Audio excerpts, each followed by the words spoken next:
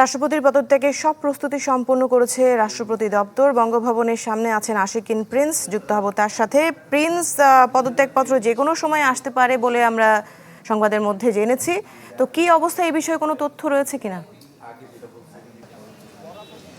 দৃষ্টি ২০২৩ সালের এপ্রিলে দেশের ২২তম প্রেসিডেন্ট হিসেবে শপথ নিয়েছেন মোহাম্মদ শাহাবুদ্দিন এবং তার মেয়াদ ৫ বছর এবং ২০২৮ সালের এপ্রিলে তার মেয়াদ শেষ হবার কথা। তো ৫ বছর মেয়াদ পূর্ণ হবার আগেই রাষ্ট্রপতি পদ থেকে মোহাম্মদ শাহাবুদ্দিন পদত্যাগ করবেন বলে আমরা জানতে পেরেছি এবং বঙ্গভবন থেকে জানানো হয়েছে যে মোহাম্মদ শাহাবুদ্দিনের রাষ্ট্রপতির পদ থেকে পদত্যাগের যে সব প্রস্তুতি সে প্রস্তুতি সম্পন্ন করা হয়েছে। যেহেতু পদত্যাগ করতে হবে জাতীয় সংসদের স্পিকারের কাছে, সেহেতু বঙ্গভবন থেকে স্পিকারের কাছে সময় চাওয়া হবে যে এরপরে স্পিকারের সময় দিলেই মূলত বঙ্গভবন থেকে যে পদত্যাগপত্র যেটি রয়েছে সেটি স্পিকারের কাছে পৌঁছে দেওয়া হবে। মূলত এই হচ্ছে এখনকার পর্যন্ত আপডেট। তবে স্পিকারের কাছে কখন সময় চাওয়া হবে সেটি কিন্তু এখনও পর্যন্ত আমরা জানতে পারিনি, বা স্পিকার কখন সময় দিবেন সেটিও কিন্তু এখনও নিশ্চিত নয়। তো যখন স্পিকারের কাছে সময় চাওয়া হবে, স্পিকার সময় দেবেন, তখনই মূলত পদত্যাগপত্র জমা দেওয়া হবে। এরপরেই রাষ্ট্রপতি পদ থেকে সরে যাবেন মোহাম্মদ শাহাবুদ্দিন এবং পরবর্তী রাষ্ট্রপতি নির্বাচিত না হওয়া পর্যন্ত এই রাষ্ট্রপতি দায়িত্ব পালন করবেন জাতীয় সংসদের স্পিকার হাফিজউদ্দিন আহমেদ এবং এরপরে ৯০ দিনের মধ্যে রাষ্ট্রপতি নির্বাচনের আয়োজন করবে নির্বাচন কমিশন এবং পরবর্তী রাষ্ট্রপতি নির্বাচিত করবে সংসদ। একটি গুরুত্বপূর্ণ বিষয় যেহেতু সংসদে ২/৩ সংখ্যাগরিষ্ঠতা রয়েছে বিএনপি সরকারের, সেহেতু বিএনপি যাকে মনোনয়ন দেবে রাষ্ট্রপতি পদে তিনিই সংসদে নির্বাচিত হবেন বলে এটি কিন্তু আসলে অনুমেয় রয়েছে।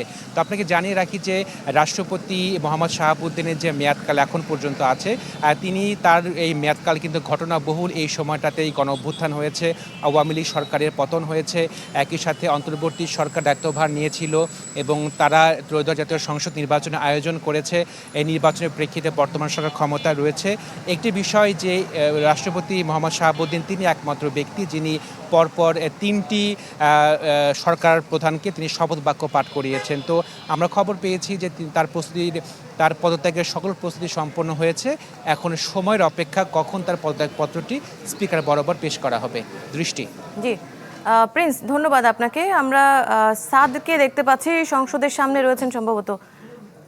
ভোগান্তি ভুলে চলে আসুন রিগালে, ওয়ারেন্টি সহ স্টাইলিশ কালেকশন নিয়ে রেডি রিগাল ফার্নিচার। দৃষ্টি, আজকে যেই গত দুদিন ধরে যে বিষয়টি গুঞ্জন ছিল সে বিষয়টি কিন্তু এখন অনেকটাই স্পষ্ট।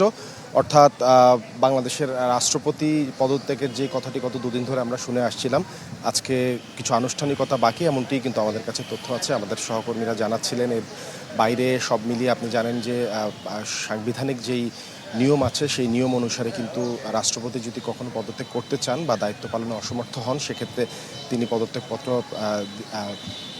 জমা দেন জাতীয় সংসদের স্পিকারের কাছে।